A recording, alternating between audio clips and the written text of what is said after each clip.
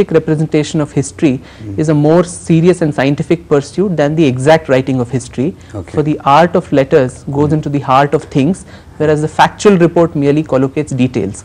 So the book starts its credo. But you found that quote only after finishing this book, is it? Because you had to present this book in a certain way.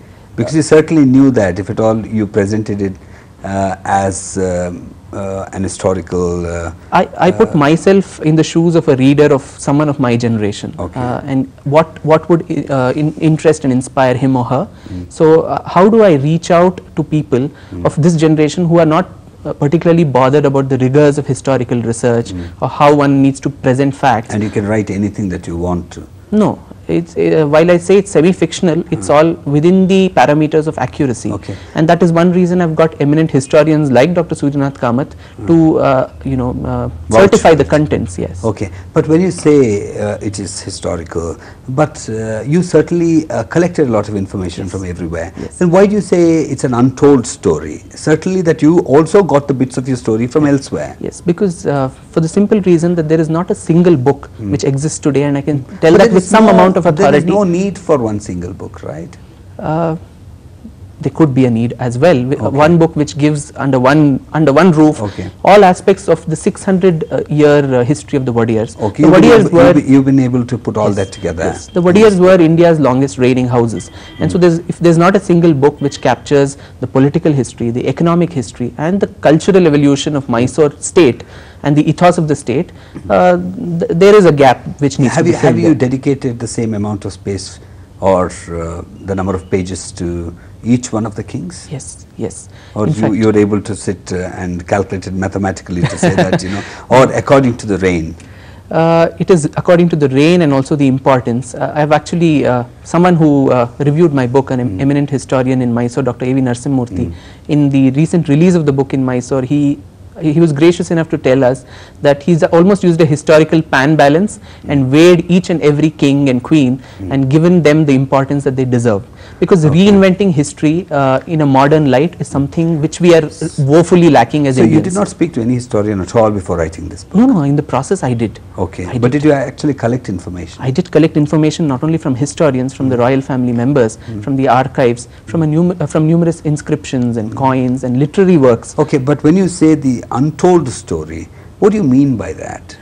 In the sense, as a whole it was not told before, or there are so many things in the story that was not told before? Both of it. That you were able to discover with your own diggings and...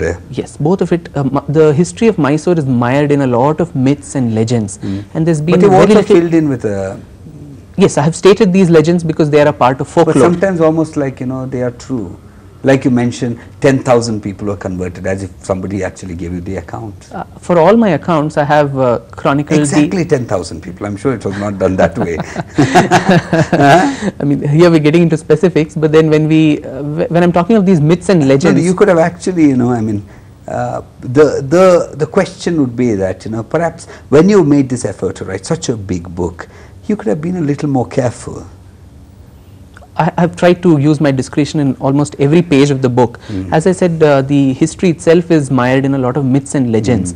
While I've stated these myths because they're so much a part of folklore and entrenched in people's beliefs, casting a cold and rational look at them and also giving the viewpoint of someone, a young man of India today. But that has been but aren't you trying to romanticize? Because not at all. You're somewhere trying to sell this story. Because you know that a story like this would sell. Because particularly Mysoreans are waiting for somebody to make them feel proud.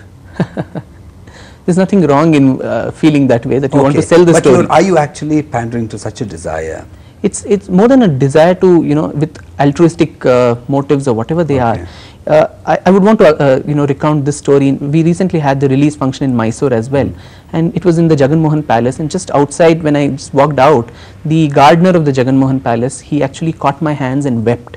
And it was a very humbling... He read the English book? No, there was an audiovisual presentation that was done of the contents of the book, and he vaguely understood what the book sought to convey, and he actually caught my hand and wept and said, this was long overdue, we wanted a book, I'm a illiterate man, I can't read English, but I can manage in Kannada. But is it actually true that a lot of people have written these kind of books in Kannada?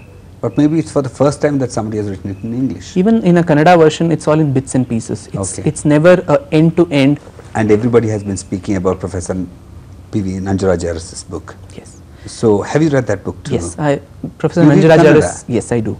Professor Okay. Nanjarajaras is a good friend and a well-wisher, and he actually blessed me at the... Okay, you had a lot of blessings before writing this book, didn't of course, you? yes. From the royal family too, whatever Yes. that's, you know, that's remaining today. True, true. Including Shrikanta Narasimha Wodeyar. And also his sister, Princess Meenakshi Devi. But are you a royalist? No, I'm not. I'm not. But this looks a little like you're defending the royal family. Not at all. Because, you know, I mean, there was nobody